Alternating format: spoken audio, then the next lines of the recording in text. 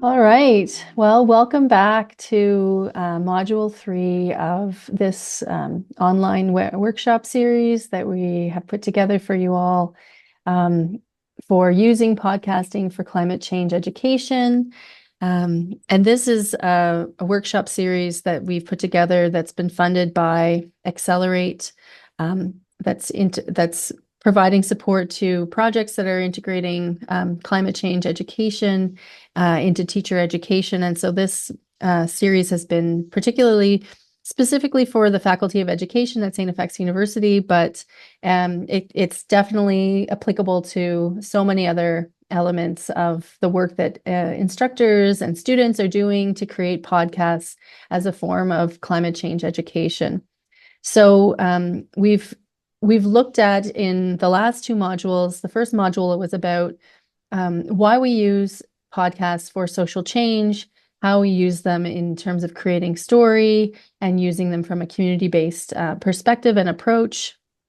And then the last module that we did, module 2, was about creating podcasts using hosting and then also interviewing. And so this particular module is focused on recording and editing.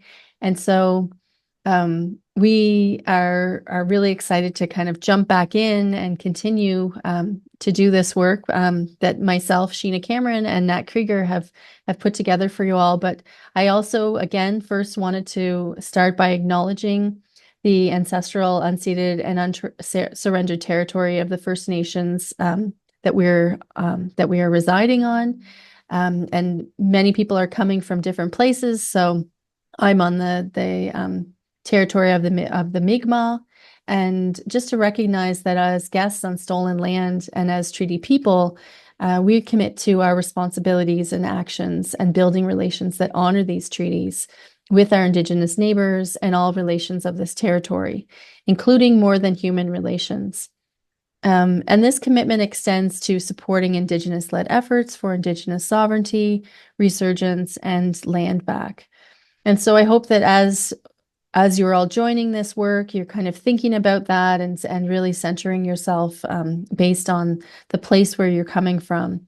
And in particular, because we're really advocating for using anti-colonial land pedagogy, anti-colonial practices and approaches, and really decolonizing the spaces of education where we're having conversations around the climate crisis and really recognizing the roots of why the climate crisis is happening in the ways in which our systems like colonialism or settler colonialism, capitalism, and so many other systems of oppression that we are part of, how that is contributing to the climate crisis. So I want to welcome you back to our third and final module as part of this workshop series.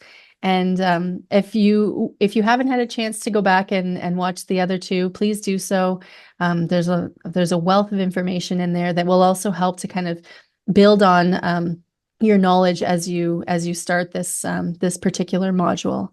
And just a reminder that the first module is kind of more of a conceptual and theory based, whereas the second module and this one is the third one are more about building skills, especially if you yourself or your students are creating podcasts in your classes for climate change education. Yeah, so welcome everyone, and we're really excited to get started. And I'll hand it over to Nat to kind of get into what the objectives are of this module. Yeah, perfect. So I know that when we teach our workshop, it's definitely a part, we'll throw out a question and say, what are folks, looking forward to learning about, or what is something that you want to learn about and that you need to learn about before you start, uh, your podcast journey. And I often hear back, we often get responses about the editing and recording side of podcasting. So I want everyone to just take a deep breath right now and exhale, because we are going to make this as kind of simple as we can. yeah, it's not going to be anything to worry about or anything to be scared about. Just take some notes, and I feel like if you downloaded Audacity, which I hope you have, so you can follow along while we're in that portion of the workshop. Um, then just play around with it and you'll get a handle of it. It's a lot easier than it sounds, but it does take a little bit of warming up to. So I understand kind of the fright that people might get when we mention editing. Um, but yeah, so just a little recap from the last module. We focused on hosting, what it means to be a host, the roles of a host, and intros and outros, how to write an introduction to your podcast and an outro to your podcast, what those can look like. And then we also talked about interviews, so what it means to kind of bring guests onto your podcast, how you as a host can make it a smooth um, a smooth experience with your guests. And yeah, this one is going to focus a bit more on the recording. So we're going to talk about recording from a very kind of accessible approach. As we mentioned before, you just need your phone.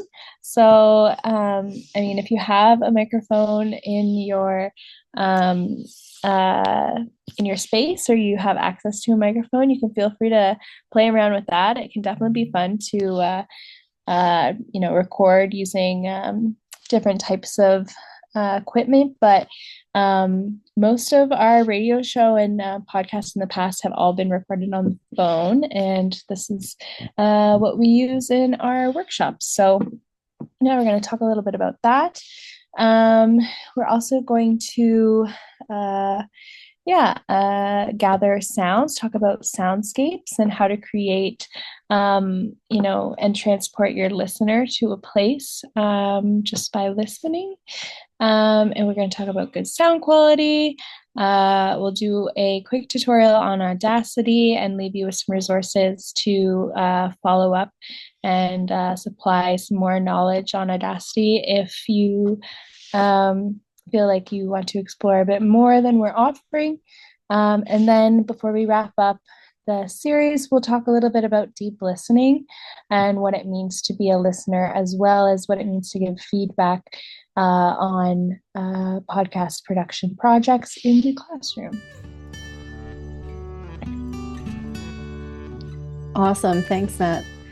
So, so just to kind of remind ourselves about and kind of bring us back to the importance of using and doing recording from an anti-colonial approach, from a community-based perspective, that we're really trying to, with our podcasting, to create diversity in the voices that are being shared on the airwaves, that we're amplifying the voices of those who have been traditionally silenced, and that we're really drawing on the lived experiences of people, situating people as experts in their own experiences, and not necessarily seeing experts who have been traditionally put on mainstream media as the only people who have legitimate knowledge to share about the climate crisis. And so trying to do this when we're thinking about recording, being mindful of how that's really important to keep in mind. And especially like what Nat was saying, that we really try to make sure that that the work that we're doing is really accessible to anyone, that anyone can make a podcast, that you probably have the equipment that you need already. If you have a phone or if you have a laptop, that you don't need a really like huge sound quality in terms of creating a whole podcasting lab that, like that kind of thing, it can be really expensive to create, that there's ways to do that that don't require a lot of money. And so trying to really make sure that folks feel that they have the ability to still share their stories without investing a huge amount of money. And that there are ways of making things have good sound quality that don't require you to have a formal lab space where that reduces the kinds of issues that you might think that you might need. So we really kind of advocate from this minimalist approach, creating makeshift studio spaces, using things like your phone to do recordings if you're interviewing someone. That, if you do have a microphone, that you can definitely do that, but that it's not required.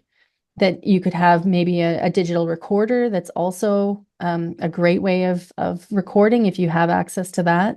And there's lots of people who also do recordings because of maybe in terms of needing to do online discussions using Zoom or other kinds of online spaces, and then recording that. And we're doing that right now. So, so it's very possible to do this kind of recording, and then record and download the discussion that comes from that and use that to create your podcast.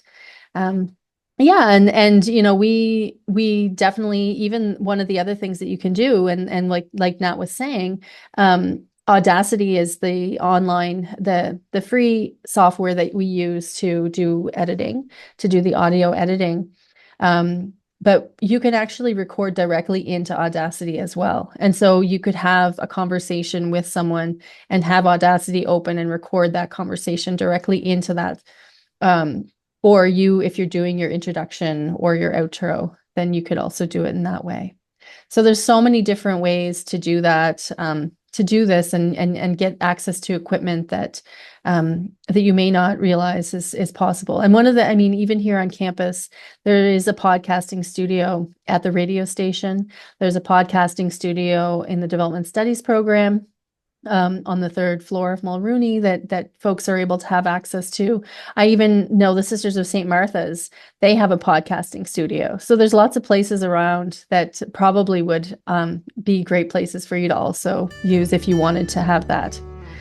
So yeah, it's so true. There are spaces everywhere that I know there's a recording space on campus that they definitely encourage faculty and staff and community members to use. You just have to get in touch with the station coordinator, and it's an amazing space. Even if you want to go in there and use your phone to record, just have that kind of echo-free space. It's definitely an amazing experience to be in a recording studio. But we're going to give you some tips for a DIY one in a little bit.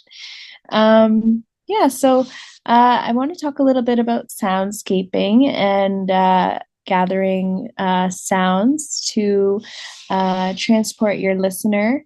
It's basically an audio recording or a compilation of sounds that create the sensation of experience a particular environment or a scene or event. I think everyone can kind of think of even a nature documentary, just like before you see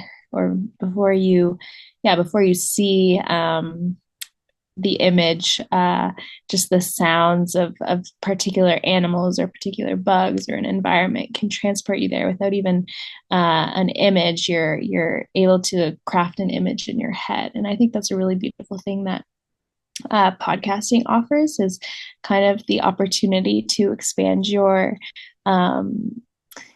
imagination and let your mind kind of wander and see where it takes you when you're able to bring in different sounds.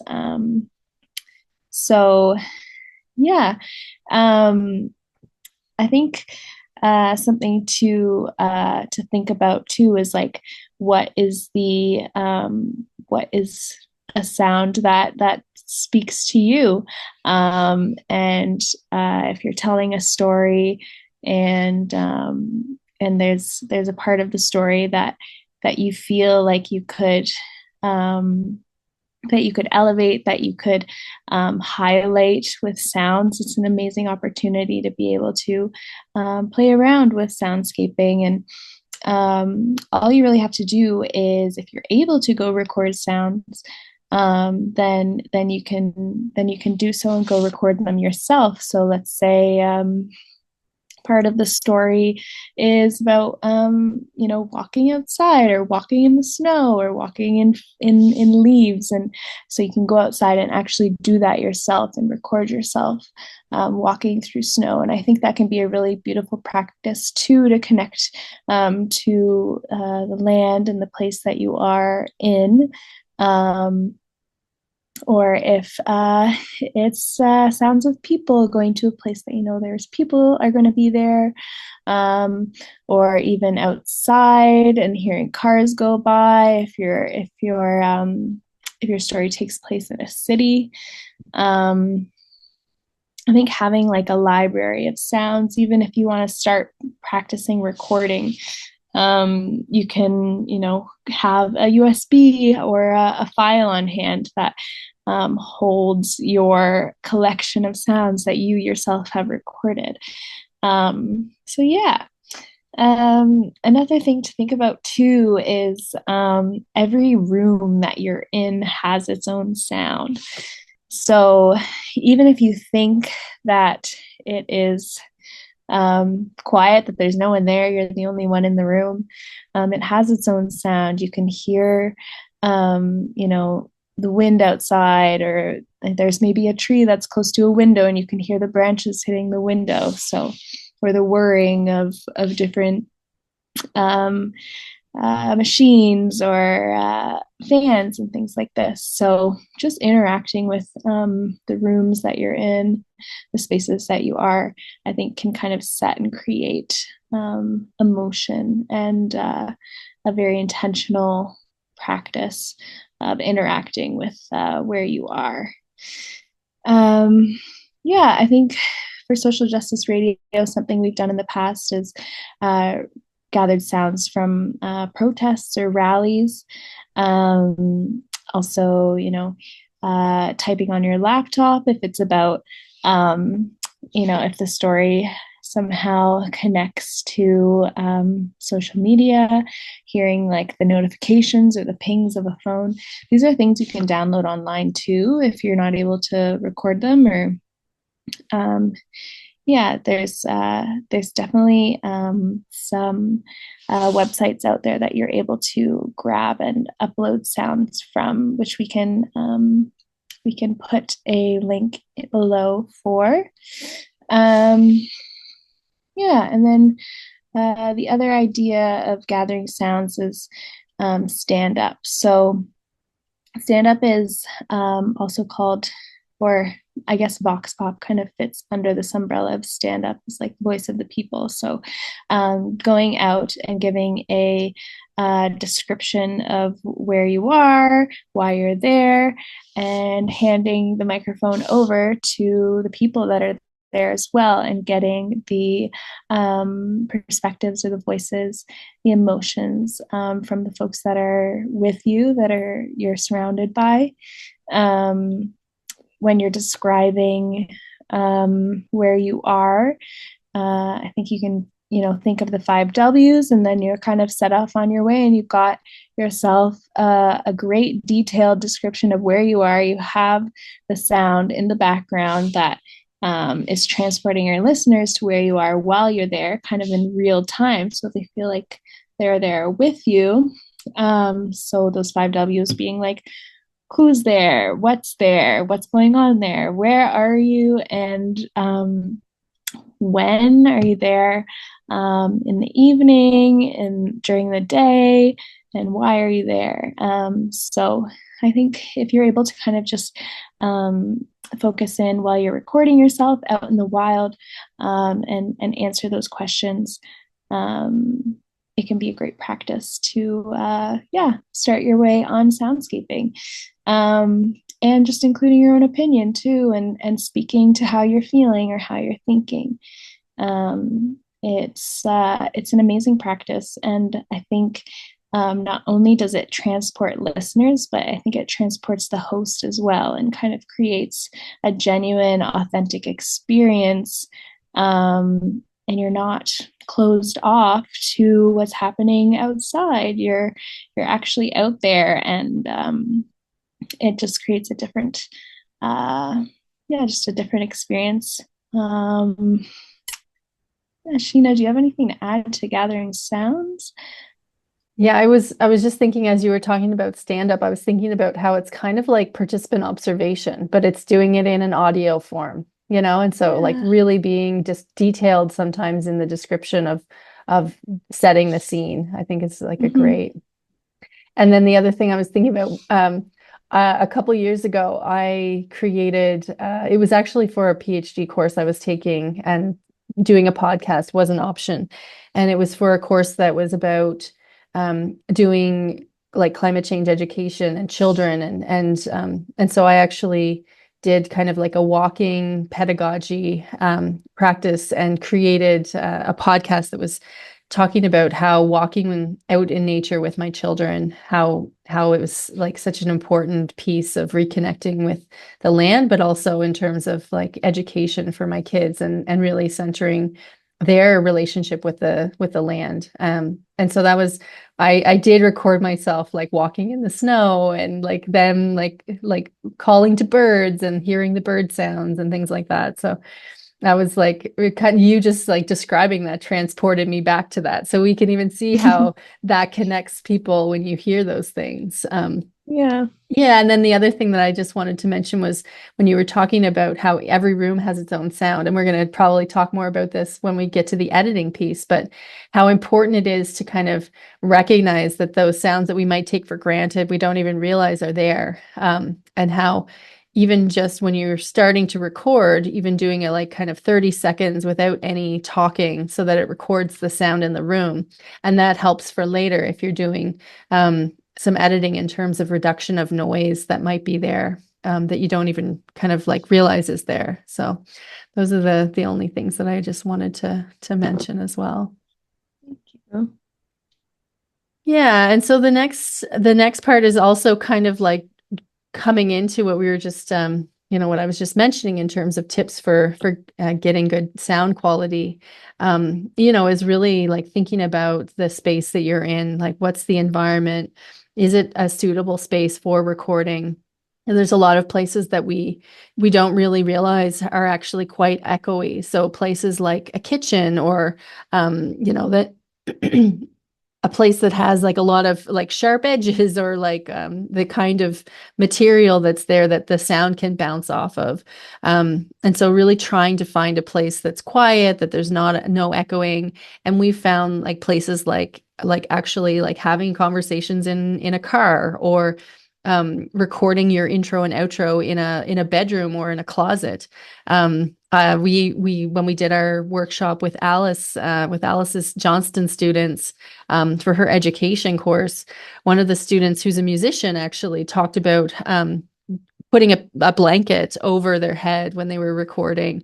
So just like really, really innovative and creative solutions for cutting down on that echoing sound, because once you have that echoing sound, it's really hard to edit it out later.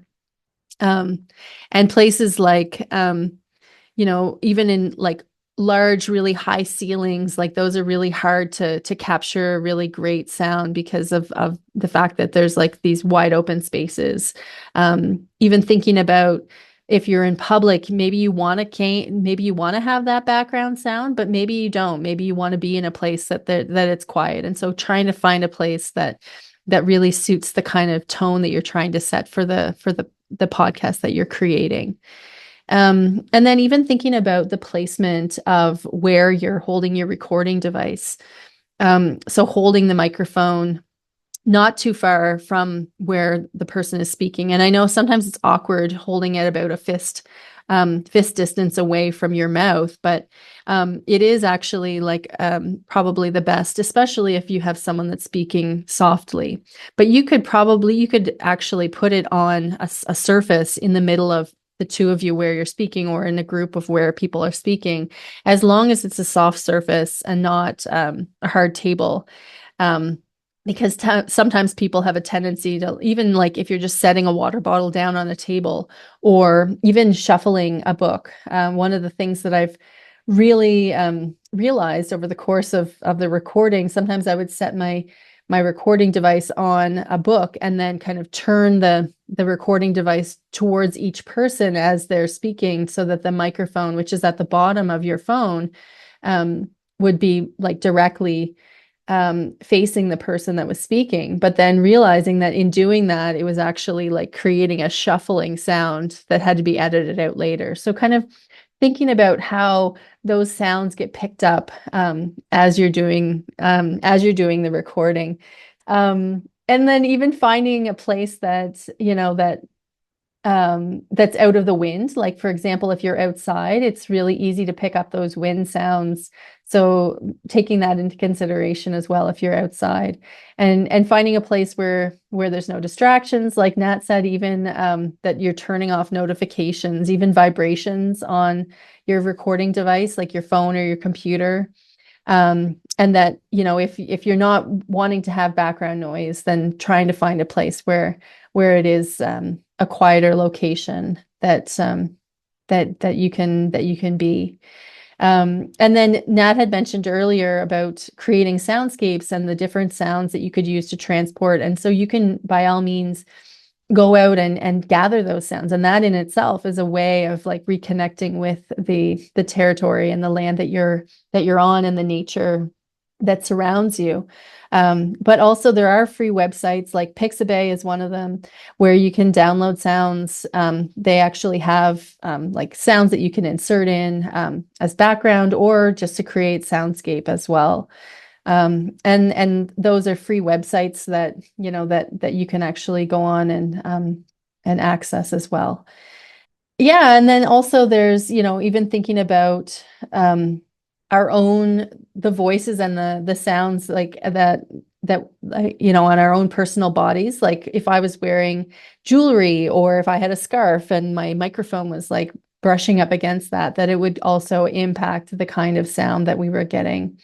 And then also, if in terms of like different sounds, the way that we're speaking, like the hard sounds of words like that start with P or with C or with T or K, those, and trying to figure out if you're getting a lot of that sound as part of your recording, there are ways that you can reduce that.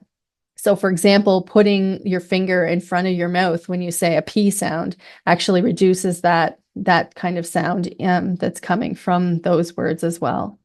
Nat, are there other things that you think are really helpful tips for people when they're recording themselves and others? I was just going to say there were things we mentioned in the last module that maybe I could mention again is this, this thing you have to be aware of when you're talking to folks who are passionate and hitting the table, and the sounds those can make, and whether that means just asking your guests to be aware of doing that, or whether that means changing how you are recording so that it doesn't pick up on that too harshly, whether you're holding it or, like you said, kind of you have it on a book and there's like a bit of a buffer between the recording device and the table. And then I think another thing too is getting used to hearing your own voice, and how uncomfortable that can be. But I think that is also a really good exercise in, challenging, this idea that we shouldn't like our own voices or like something about ourselves too. So I think after listening for a little bit, you get a little bit more used to hearing your own voice. And you also pick up on some of your habits or things that you say. I know for me, something that I would do a lot in the beginning of my radio journey was I would affirm my interviewing guests while they were speaking or in between their sentences by saying, "Oh yeah," or "Mm-hmm." Like I think I say "mm-hmm" a lot, so um, I picked up a lot on that and just became a bit more aware of it. So I think I do it less now, but it's still part of my habits, of my nature. So whether I want to edit them out or keep them in there and just kind of, make light of it is all part of the process too. So it's up to you how you want to deal with that. I think the editing process is really nice because you can edit things and make them less uh, visible or noticeable. Yeah. Great. Thanks, Nat. Yeah, I was just thinking as you were talking about that, these like little idiosyncrasies that we have as part of our speech patterns, and how it's sometimes makes it challenging when we're editing, especially like, making sure that when you're having conversations or recording, that you're not speaking at the same time as other people, just like giving pauses and, waiting between when people are responding so that, and there's like, a lot of people have a hard time with awkward silences and pauses. And so trying to give that space, but recognize that the discomfort that can come from that. But when we have those kinds of like, whether it's like or, when I say, all the time, and it's all part of our natural speech patterns, but we have a tendency then to sometimes feel like we need to like cut that out because of when we're doing the editing, because we don't like the way that it sounds. But sometimes when we cut them out, then it actually makes it sound less natural. So trying to kind of like get comfortable with the way that we're speaking. But it also, like you said, it's a good practice because then it also teaches us about how how we are speaking and how we're having these conversations in ways that are being mindful throughout the course of it, so that um, we have the space to create those conversations, but also be mindful of how that's going to impact our editing later on. Yeah. Yeah. And then also maybe just a quick mention too that um, it's really beautiful when you can have like a roundtable conversation as well. So interviews can be one-on-one or they can be a group of people, and you can even be part of the group of people that is, answering questions or part of the conversation. So placing the recording device in the center of the table or having it passed around, that might be a bit more distracting, but making sure that the recording device is picking up on everybody's voices. I've had tables with up to like 10 people at a time or up to 8 people at a time. And it's like, it's really beautiful just to hear voices bouncing off of each other and kind of the affirmation that happens when people are listening to each other. And yeah, that kind of unity begins to form. And yeah, it's really important too, just to make sure that that's not a monotonous recording, that it's not just one voice or just, 80% host and 20% guest. Like you kind of want to make sure that that there's multiple components that makes the listening experience interesting. Yeah, like the late kind of like it adds more texture to Yeah, the listening experience if you can have these different kinds of sounds and included in it. Yeah. exactly. Yeah.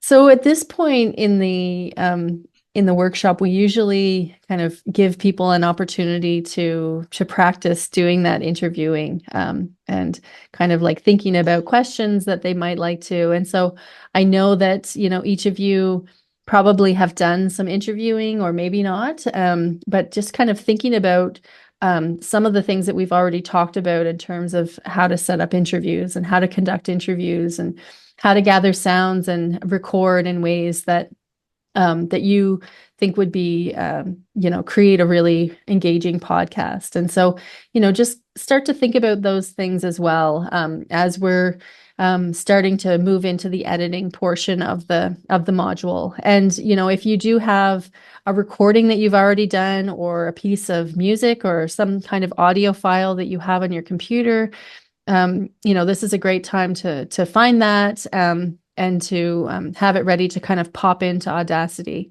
And so at this point, you would have hopefully downloaded Audacity, but you could also pause this and go and do that now. But if you just type in Audacity into your browser, so AUDACITY, then it will come up as a download. But there is an option to download without Muse, I think Muse Hub. And so download the version that's not with Muse Hub, because that will definitely be a much smoother experience. So whether you have whatever type of computer you have, you can download whatever version works for you. And so now we're going to kind of transition into doing some editing with Audacity. And so I'm gonna close, stop sharing my browser, and I'm gonna open up with using Audacity. And so Nat and I are gonna walk you through kind of how to set that up and some of the features that we use in Audacity. So I'm gonna stop sharing. Then I'm gonna bring up my Audacity. Okay, so hopefully everyone can see, has downloaded Audacity and now is able to have it open it up in your on your computer. And so we're kind of gonna go through how to get things set up. So we've talked a little bit about the downloading, but we'll talk about setting levels, and maybe Nat, do you want to talk a little bit about that? As I'm also going to show folks, when you first open Audacity, usually you can't see all of the toolbars. And so you would go up to View, and then you would have to have a drop-down menu that brings you down to Toolbars. And then you would go down through here and probably add the Device toolbar, the Selection toolbar, the copy paste, cut copy paste toolbar. There's a number of them that may not show up initially. So you go in and select the ones that help you, because you want to have access to these ones here that give you the option of selecting, ones here that give you the option of cutting and pasting, and then even the ones here that allow you to see the different devices that you're using. So for your microphone, my microphone is using the MacBook Pro microphone built into the computer, but I have my headphones on, so I'm using my external headphones. But you can go down and choose whichever ones work for you. And if you're not initially, when you go in and you're not able to access, like, say, for example, your external headphones, sometimes it's because you have to go up to transport here on the top and get the drop-down menu to go down to rescan audio devices. And then once you've done that, then it will recognize the kind of headphones that you're using. And it's probably true for other devices that you might have connected to your laptop. So, Nat, did you want to talk a little bit about any other elements that maybe needing to get set up with Audacity? And I can kind of try to navigate over here as well. Yeah, for sure. I think one of the first things I like to talk about when I open up the application during the workshop is getting files into Audacity. So there's kind of three ways you can get files in. There's kind of like two main ways. One being kind of like uploading files in. So you can go down to File and Import Audio, and that will take you to your Finder.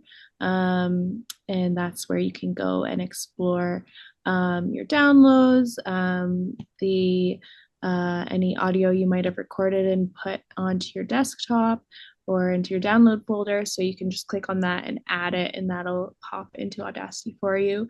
The other way being, if you have it on your desktop or you've just downloaded something from your browser and you want to pop it into Audacity, you can drag it in. So if you hold down on your mouse and you drag it in and let go, it'll show up for you there. And then the third way of importing any audio is actually recording into Audacity itself. So the hit record button's right there. It's the red dot, and it will start recording as soon as you press on it. It's a flat line right now because Sheena's not recording anything in there yet. But maybe what we can look at before you press X. Oop, she already did it. I can do a little bit, and then you can see that when I'm speaking, then you can hear, like, you can see the volume changing on here. Yeah, so that's kind of tracking the volume to which the recording is picking up the sound. Kind of the wider the sound waves are, the more loud in terms of volume, and then the smaller they are, the quieter the recording will be. So you want to see something that's kind of in the middle, and something that's not going straight off the charts, or something that's too close to the line like it is at the end there. Yeah, Sheena highlighted kind of the areas that are maybe too loud or too quiet. Right in the middle there is, kind of, yeah, that's about where we want to be. But there are ways, which we'll get into, in which you can amplify or decrease the volume after or during the editing process, I should say. So just in terms of setting up and making sure that you're organized to start your project, something to look at is naming your files as you're adding them into Audacity. So Sheena's going to show you with the 3 dots there on every track at the front right before you see the recording. You can hit those 3 dots, and you have the option to rename the track. So let's say this is introduction. Then it's going to show up there on the left, and you know which recordings, without having to play them, what the recordings are. Now, if you were to add something else in,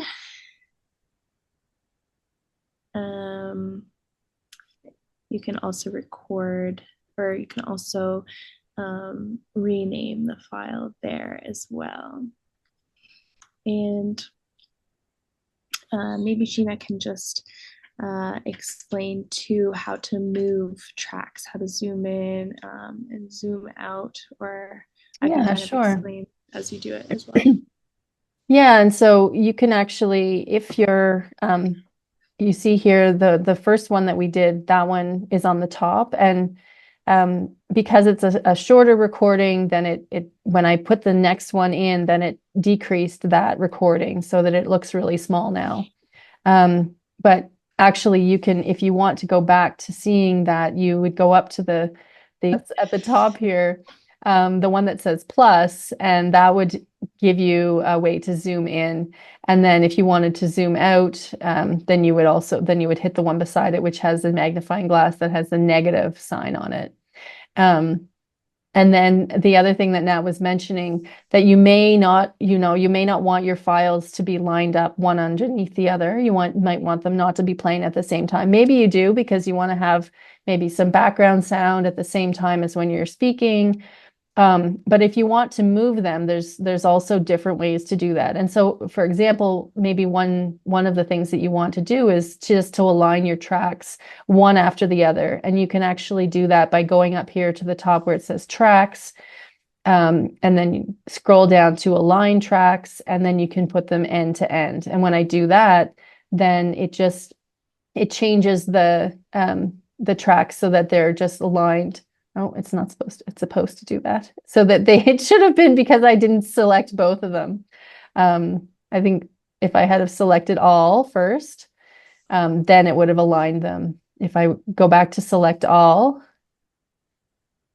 and then I go to tracks and go down to align and then put align end to end, then it will align both of the tracks. Again, I'm going to zoom in a little bit so that I can see them. And I'm just moving along the area here with using my trackpad with my fingers of moving them back and forth. If I wanted to manually do the aligning, then I have to make sure that my track is in kind of the stop mode, and then I can go up and put my cursor on the top bar here of each of them, and it shows up as a little hand, and then I can move it, click and grab it, and then use it to drag it along where I want to put it as well. So that's another way to move your tracks along. Yeah, and you can also see that the time is being stamped on the top of the tracks there. So those are the seconds. If you were to click on the recording too, you'll see the time is in the bottom. So you'll see it's right at the 5th second, or to the right of it, it's even more Precise. a bit more specific, Yeah. precise. Yeah. And then you're also able to copy and paste within Audacity as well. So you can highlight things just as you would in a document or something like that. If you want to kind of zoom in even on a track, you can even zoom in on it as if you were zooming in on a phone too. So you can look more closely at the track, and let's say you said something that you didn't want to say, or you coughed and you want to edit that cough out, you just highlight the part of the track that that takes place, and you can press delete, or you can go to the garbage bin, or the cut, and then you can also copy and paste. So if you want to copy a little piece from an interview and plug it into your introduction between speaking, you can copy it either with your Command C, or there is an option up top with the two, right there, copy. And you can paste as well. You can paste it into a recording, or you can paste it into a separate kind of audio file within Audacity. Yeah, I hope that makes sense. If you wanted to create another track underneath, you can actually go up here to tracks at the top and add new. So you can add either a mono track or a stereo track. And so the stereo track is the one that has the two lines here. And then the mono track is the one that was here above that we recorded right into. So let's say I wanted to add another mono track, then it would just come down here below. And you might have tracks that you, sometimes when you want to keep track of them or you want to organize them a little bit differently, you can actually move them into the sequence that you would like, that helps you to also organize them. So you could go to the three dots again, and you could move track up or move track down, depending on if that helps you. And then it could help you to organize things a little bit differently as you're doing the editing as well. Yeah. The other thing too about highlighting parts of the track is that's how you're kind of able to zone in on a particular area of your recording and make edits and use different effects. So kind of the three effects that we really kind of start folks off with is the fade in and the fade out. So if you wanted to fade in, you would typically highlight the beginning of a track. It can be however long. It can be kind of like the first 5 seconds, let's say, or first second, if it's just music. And if you highlight it and you go up to effect and you go down to fade in, you'll see that the track changes so that it starts small and then it slowly like crescendos to a larger kind of more the volume is in full force by the time you end the fade in effect. You can do that at the end as well with this opposite kind of you're going from full volume to fading out. So that's a nice kind of way to create a peaceful listening experience. Then and the second effect that we advocate for focused learning is the amplify. So you highlight your track and you go to effect and you go down to amplify.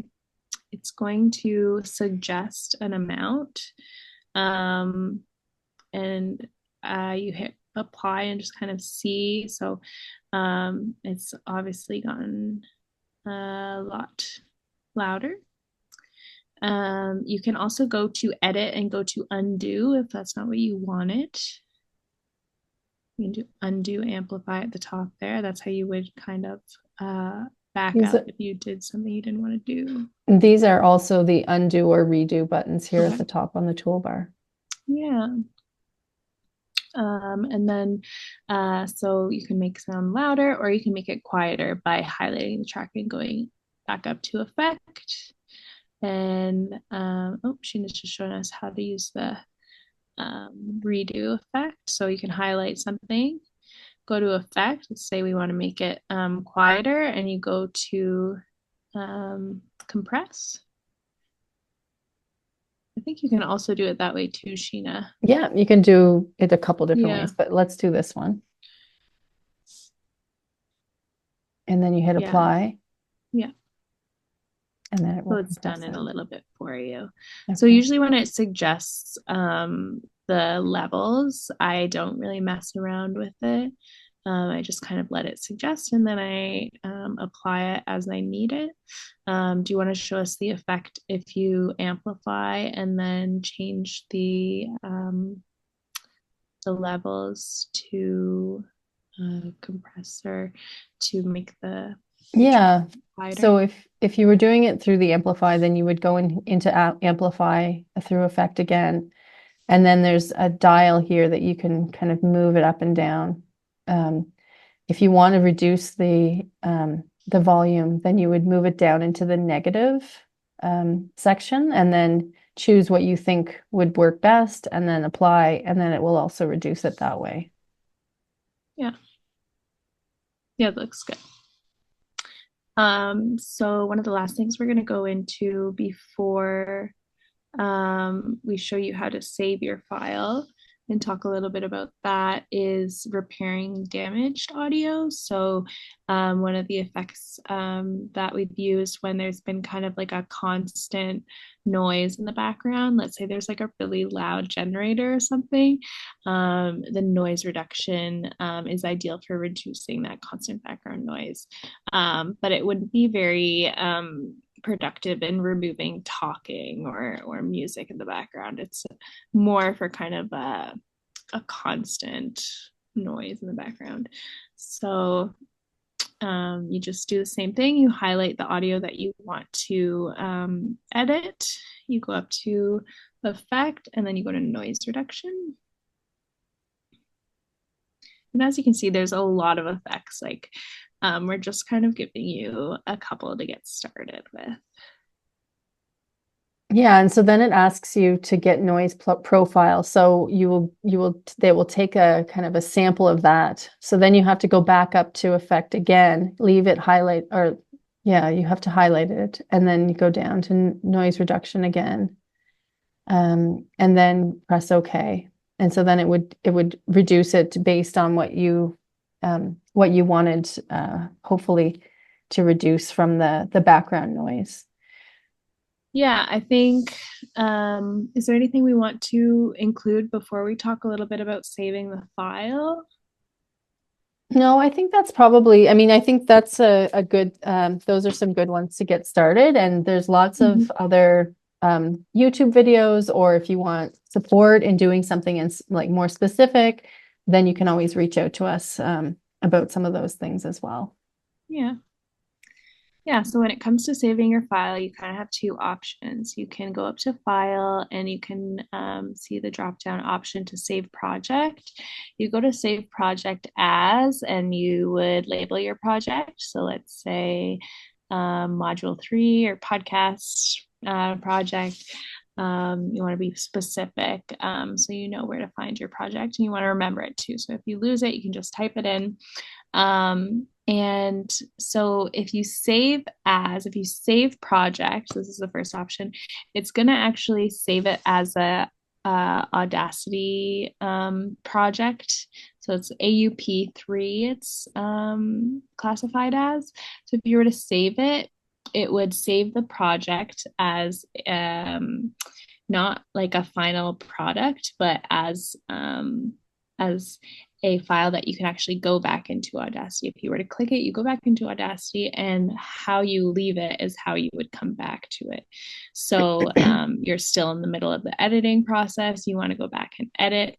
That's what I would recommend doing. I would even recommend saving an Audacity project file. So saving it as project and as that, so that if you ever want to go back in there, even after you've published it or put it out on the web, then you have the option to go back in if you wanted to edit it or pick up files from it.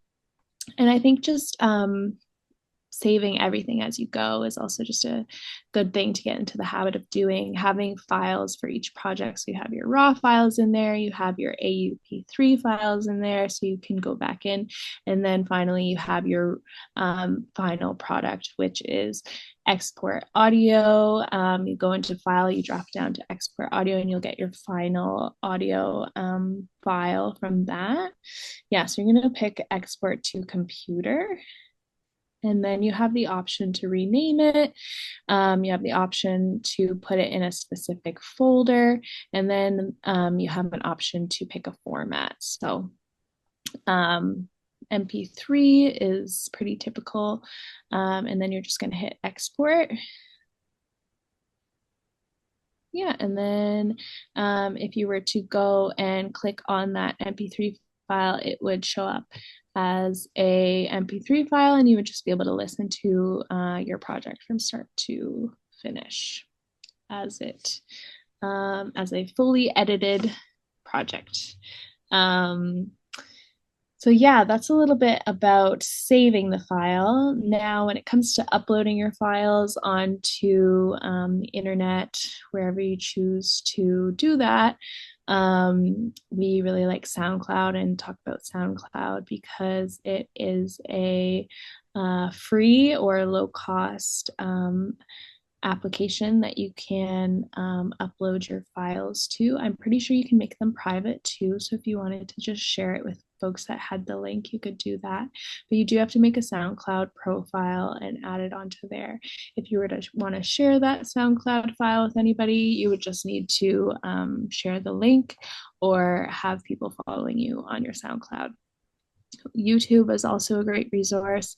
Or if you want to, have your podcast available on your website, that's also an option too. Social Justice Radio has its own website that has been up and running for many years now. We upload all of the episodes from Social Justice Radio on there, but we have folks who are working on the website and that we pay to continue developing the website and making sure that it's running smoothly. So yeah, I hope everybody got what they needed out of that very short and concise Audacity editing tutorial. Congratulations. I think it can be daunting, but as we kind of demonstrated, you really only need a couple tools to navigate it and be able to create beautifully edited products. Yeah, so just before we wrap up, we want to mention this idea of listening. I think listening is a really important aspect of teaching and talking about podcasting. There's some questions up on the slide that I encourage you folks to kind of think about. What does it mean to listen? What does it look like? There's different types of listening. Neither is better than the other. I think they serve us in different ways. So I like to say that there's, time for passive listening, like when you're listening to a podcast and you're doing dishes or you're doing something else. And I think that can serve as a really beautiful way to kind of infuse podcasts whenever you want to listen to them. And then there's more active listening, so sitting down and listening to podcasts without any interruptions is also a really beautiful way to get a lot out of the folks that put work into producing podcasts. So yeah. Yeah, and I think we talk a lot about the importance to our students about the importance of getting feedback and doing drafts, and so I think that this is kind of applies here as well, and I think that deep listening part is like a really essential piece of it. So being able to share your podcast with others and then get feedback from them, but also to be able to like sit with and listen to podcasts in a way that gives you that space to do that deep listening. And so, thinking about receiving feedback as a way to improve the podcast that you're creating, and also the importance of giving feedback, in particular, if we're thinking about using podcasts for climate change education in our courses, how do we even give feedback and grade this kind of assignment? So even thinking about using it, like first of all, as like a traditional, any kind of assignment, you're going to look at the content and the analysis, the communication or clarity of ideas, maybe the use of creativity, and the way that students are able to use sources and things like that. Well, similarly, you would integrate those into and doing grading for an assignment, but then also think about these elements that are up here on the screen, thinking about how is the sound quality? How can you name the tone and effect the episode is trying to create? Is there consistency, both sound and theme-wise? Was the tone and the context, did it meet did it set the tone and have the right context with regards to the elements that were used to communicate the ideas? Is all the necessary information included? Are there any parts that were omitted? And were students able to communicate and get creative with the ideas as a way of hooking and engaging you in terms of the listening experience? Nat, are there other things that you can think of in terms of giving feedback, or? Not necessarily, but I think you can also use this graph or this image rather to think about your own podcast too. So giving feedback to yourself, or kind of as a checklist to just make sure that you yourself can kind of name the tone, name the theme, or give this give these questions to someone to listen to and give you some positive or criticism that is constructive when it comes to your final process before uploading anything. Yeah, definitely. So this has brought us to the end of our third module, and we just want to thank you all so much, to everyone that's contributed or that's been part, or let's even, come on and listen to these modules and listen to the work that we're doing, and hopefully have inspired you in the work that you're doing in your classes. So thank you so much for being part of this. We hope it was helpful, and that it will kind of be a bit of a start to your continuous learning along your podcasting learning journey. But yeah, just have fun with it. Use it as a creative outlet and different ways of bringing creativity into your classroom. Yeah, and continue to feel free to reach out to us at our email for openairpodcasting@gmail.com. We'd love to hear from you, get any feedback from you about these modules, or I think Sheena just coined the word podules um, accidentally, but I love it. So, yeah, we'd love to hear how you're using podcasting in the classroom and how you imagine a future where podcasts are more used within the classroom and more used towards climate change education. And again, we'll add more resources and link those to this as well. So thank you all for tuning in, and until next time.